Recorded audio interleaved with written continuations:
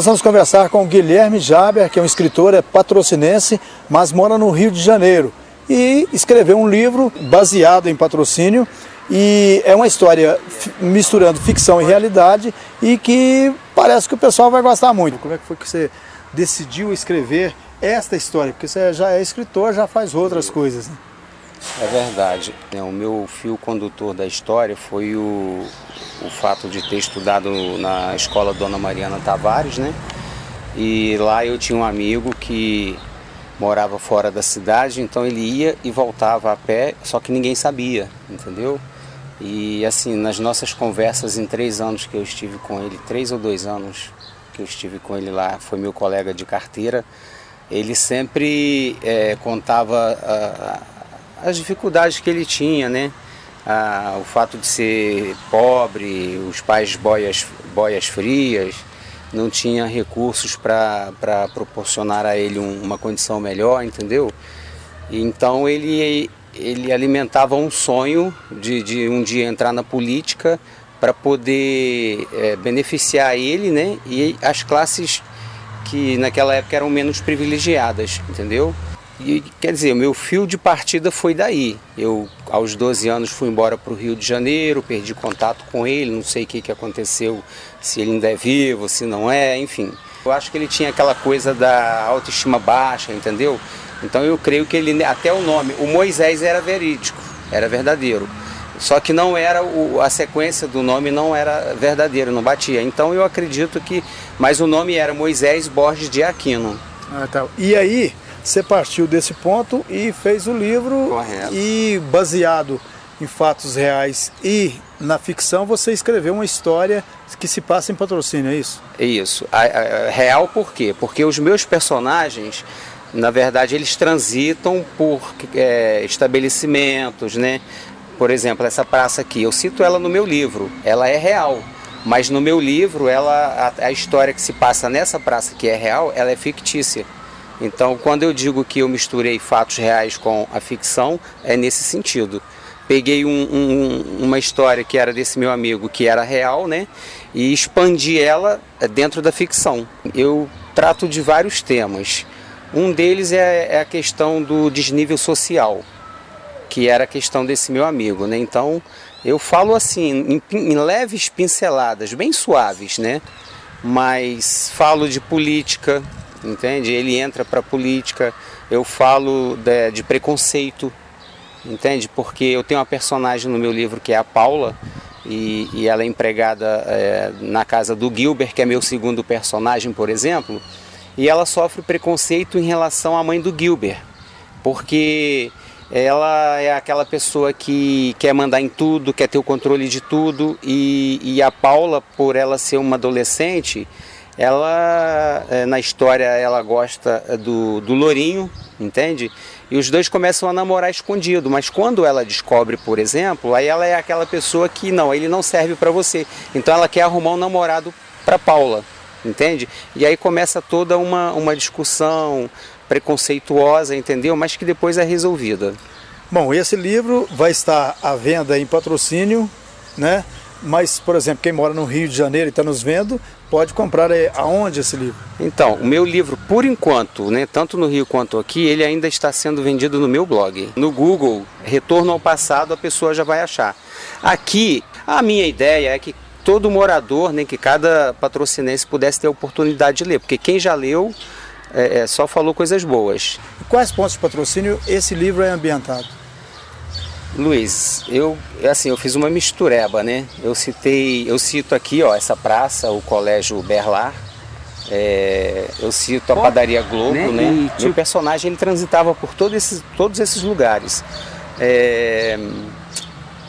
A Pizzaria Canelone, algum local que eu, por não ter permissão, não pedi direito, né, para inserir no livro, então eu só cito a passagem, entendeu? Por exemplo, a União, a empresa de ônibus, eu cito eles no meu livro, mas não cito a marca, entendeu? Eu não cito o nome, porque na época eu não pedi permissão, então eu tive um cuidado de, no futuro, publicar o livro e de repente não ter aprovação, entendeu?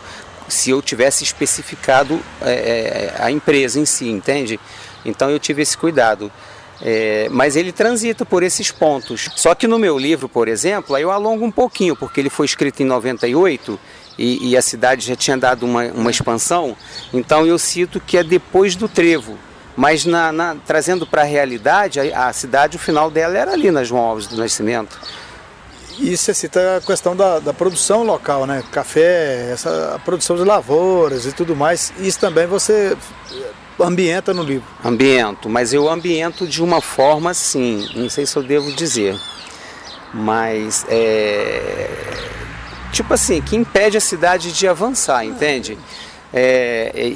Por exemplo, o Lourinho, ele quando decide entrar para a política, ele na verdade ele entra para trazer empresas para que a cidade tivesse um suporte maior que não fosse só o café, entendeu? Mas ele não consegue. Essa aqui é a verdade do meu livro, ele não consegue, ele abandona a política por questões que eu não vou falar porque vão ter que ler o livro para saber, entende? Mas ele não consegue, ele acaba desistindo e abandona a política, entende? Porque toda a família, de certa forma, por um fato que está no livro, decide apoiá-lo, né? E é difícil para ele porque é um sonho que vem desde pequeno, mas enfim, ele abandona a política. Bom, agora você está trabalhando nesse, já tem projetos de outros livros. Como é que está a sua situação, sua vida de escritor hoje? Então, Luiz, eu tenho 26 livros, né?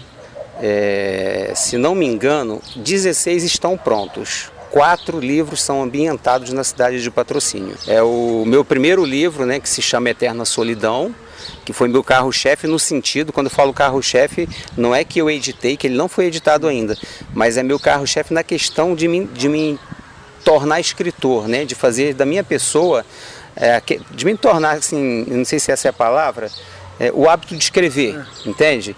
Foi o Eterna Solidão, até porque é uma mini biografia de um fato que aconteceu na minha vida e que, por eu não me desabafar com ninguém, eu então escrevia, né? Então, o Eterna Solidão foi o primeiro, o Retorno ao Passado foi o segundo, que eu comecei em 98. Depois, assim, pela cronologia, tem a história de Julinho, que também se passa aqui na cidade. Eu tenho um sonho, uma escolha, que eu acho que se passa aqui, mas a questão do título eu ainda não me decidi. Agora, você está fazendo o livro publicado em papel e tal, mas mais para ser publicado na internet para o pessoal acessar e comprar. Uma editora faz esse trabalho. Isso, na verdade eu consegui uma editora que me dá todo o suporte, né? Porque eu sou um autor independente, já vasculhei o Rio de Janeiro, até garagem fundo de quintal, aquelas gráficas pequenas, não consegui um preço bom. São Paulo também, rodei São Paulo em peso. Mas foi em São Paulo que eu consegui achar uma editora boa que me deu todo um suporte. É aquele tipo de pessoa que tem visão, entende?